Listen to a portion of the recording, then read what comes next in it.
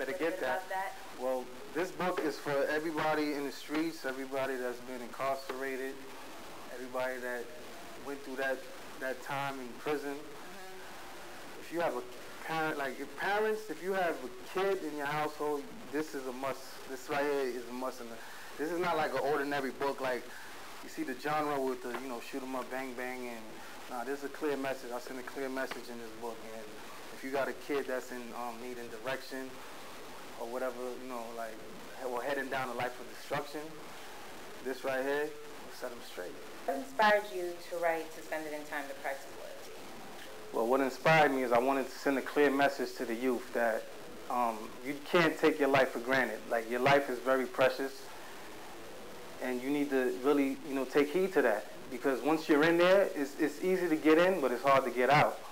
You understand? So if you're playing with your life, you want to gamble with your life, and, you want to choose gangs. Like, I don't knock what people do, but I never chose a gang in my life. And I'm looking at you like right here, I was in there with the Manos, and, you know what I'm saying? Like, it was serious when I was in there, you understand? And I never chose a gang. So it's like, y'all need to really get in tune with what's going on, man. Like, I got a story for y'all, and I just hope that y'all read it, you know what I'm saying, and stay out of trouble, because that life is not a joke, you understand? They don't care nothing about you, man, period. The story, you would continuously go from, I want to get out, to, I don't give a rat's behind. It was almost as if you were unconsciously setting yourself up for trouble. What's your thoughts on that? Yeah, well, I was young, and I had an ego, just like all these young kids. Like, you want to be the baddest. Like, ain't nobody. Like, I was a stick-up kid, so basically, it's like, you're not robbing me. Yeah. Like, I was robbing people in the streets. Like, how you robbing me? You understand? So I just didn't care. I knew I had, like, in this book, like, 2 months before my first board, something happened.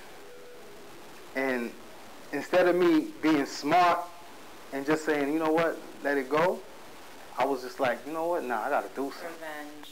I gotta do something. And I was what? I was like maybe 19, 20, something like that, 19 at that time. I wasn't, at the time, I wasn't like focused. But I regretted it. I'll tell you that much. I regretted that for many years. What is life for you right now, and how is it different from the life you had before? Well, right now, I'm so far removed from the life of crime and prison, and, like, I done got my degree, I don't know nothing about that life no more. I don't want to do no crime.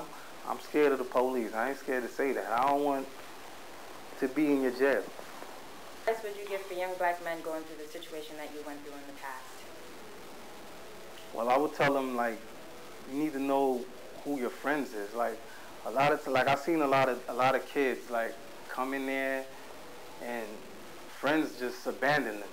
Just because you choose sides, and, I don't knock what people do as far as, like, Crip, Blood. Like, that didn't exist when I went in. That never existed. So I was in there before all that even transpired. Yeah. You understand? So it's crazy to me to see all of this happening now. It's like,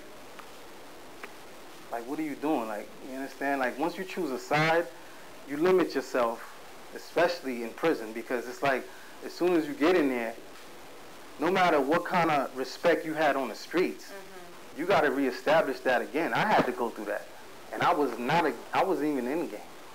You understand? Yeah. And I thought I was hard, and this and that, but I had to establish my respect.